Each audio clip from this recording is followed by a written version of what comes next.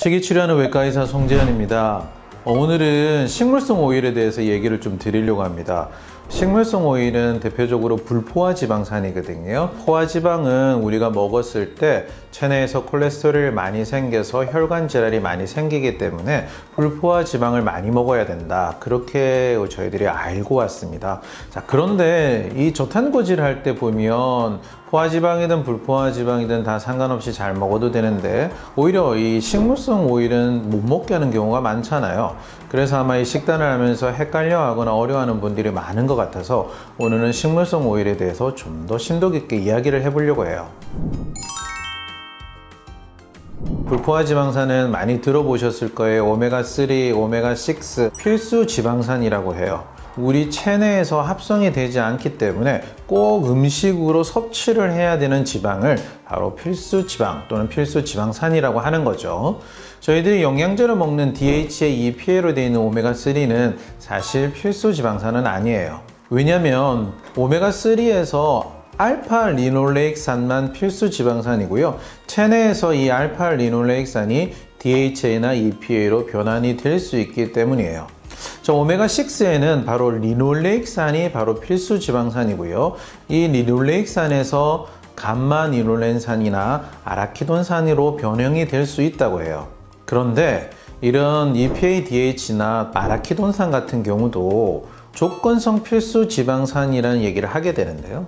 왜냐하면 사람 인체 내에서 이론적으로는 만들어진다고 되어 있는데 최근에 연구에서 보면 알파-리놀레익산을 많이 복용을 시켰는데도 EPA, DHA가 증가하지 않는 경우들도 있기 때문에 그래요. 아마 그래서 체내의 조건이라든지 이런 상황 때문에 잘 만들어내지 못하지 않을까. 그럴 때는 밖에서 먹어야 된다라는 이유로 조건부 필수 지방산이라고 얘기도 합니다. 오늘은 이런 불포화 지방산, 그 중에 필수 지방산인 오메가6에 대해서 얘기를 좀 많이 해볼까 해요.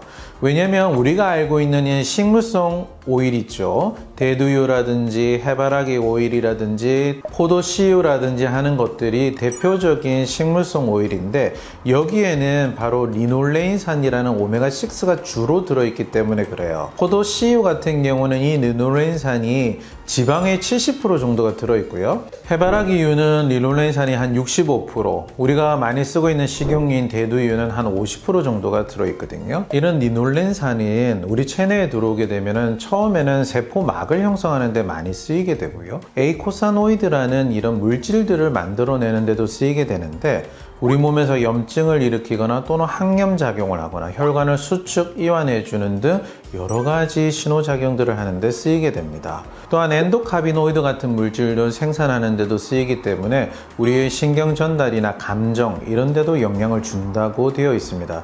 또한은 DNA 전사 과정에도 영향을 준다고 합니다. 자, 이렇게 필수 지방산이면서 우리 몸에서 많은 역할을 하다 보니까 리놀렌산 꼭 먹어야 될 것 같고 많이 섭취할수록 좋을 것 같은데 왜 저탄고지를 하거나 키토제닉을 할 때 오메가6인 리놀렌산을 제한하자고 할까요? 자, 첫 번째 이유는 이 리놀렌산이 감마니놀렌산을 거쳐서 아라키돈산이라는 지방산으로 계속 변화가 되는데 다 오메가6 지방산이거든요.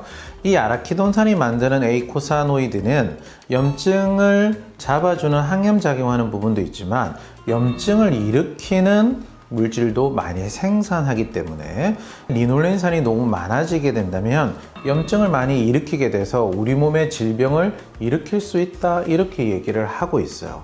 또 두 번째는 오메가6와 오메가3는 서로 경쟁적으로 호르몬을 사용을 하게 돼요.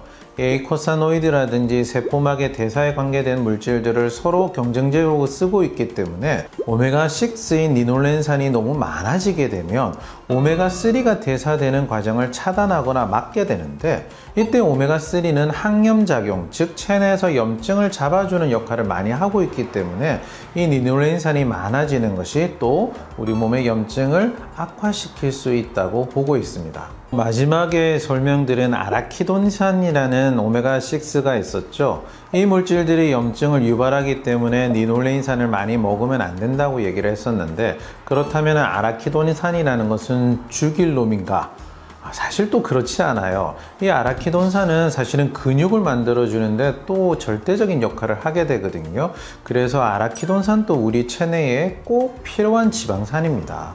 그렇다면 우리가 주의해야 될 거는 뭐냐면 밸런스의 문제인 것 같아요. 아라키돈산이나 이런 리놀렌산이 전혀 없게 돼도 문제가 되고 너무 많았을 때도 문제가 되는 것이지 이렇게 분류하는 게 아니라는 거죠. 자, 저탄고지를 하게 되면 일단 지방을 많이 먹게 되고요. 육류도 많이 섭취를 하게 됩니다. 사실은 아라키돈산에는 식물에는 거의 없어요. 육류를 섭취하면서 적당한 아라키돈산이 들어왔을 때 우리가 근육이 발달되고 염증을 잡아주는 쪽으로 아주 잘 활용을 될 수 있지만 대량의 리놀렌산을 많이 먹어버리게 된다면 불에다가 기름을 붓는 격이라고 할 수가 있죠. 그래서 저탄고지나 키토제닉에서는 이 리놀렌산의 섭취를 많이 제한을 합니다. 물론 꼭 저탄고지가 아니더라도 일반 식단에서도 리놀렌산의 섭취가 너무 많아서 문제가 되고 있다는 연구들이 많이 보고가 되고 있어요. 특히 지난번에도 말씀드렸지만 비만인 인구들을 보게 되면 이 오메가3보다 오메가6인 리놀렌산의 비율이 훨씬 많아서 염증을 일으키거나 비만이 되고 있다는 보고들이 많이 생기기 때문에 꼭 저탄고지, 키토제닉 하시는 분들 뿐만 아니라 다른 분들도 이 식물성 지방을 많이 섭취하는 것은 제한을 하시는 게 좋습니다. 이 리놀렌산이 많이 들어있는 오일들은 앞에서 말씀드렸죠. 대두유, 포도씨유, 해바라기유 이런 같은 우리가 식용유로 많이 쓰고 있는 제품들인데요. 이런 불포화 지방산은 사실은 열에 되게 취약합니다. 열을 가해졌을 때 변성이 많이 되고 산패가 잘 되는 거거든요. 그런데 저희들이 요리할 때 이거를 많이 쓰고 있고 발연점도 높은 이유는 뭐냐면 이 기름들을 짜낼 때 정제 과정을 거치기 때문에 그래요. 정제 과정을 거치고 나게 되면 발연점이 올라가면서 산패가 되는 걸 조금 늦춰줄 수 있습니다. 하지만 정제가 되는 과정에도 여러 가지 불순물들을 이미 생성하는 과정들을 거치고 있고요. 결론적으로 이런 식물성 오일들은 최대한 적게 섭취하시는 것이 좋고 그렇다 하더라도 요리에 사용하고 있다면 너무 강한 불에 사용하는 것보다 중간 불에 사용하셔서 열에 의한 산패를 최대한 줄여주시는 것이 좋습니다. 자, 앞에 설명들이 조금 어렵죠. 결론적으로 우리가 건강하다고 생각한 불포화 지방인 리놀렌산, 사실 필수 지방산이고 우리 몸에서 꼭 필요한 녀석인 건 맞지만 현대인에게는 너무 과한 것이 문제가 되고 저탄고지나 키토제닉을 할 때는 정말 더 문제가 될 수 있기 때문에 최대한 줄여서 먹는 것이 좋습니다.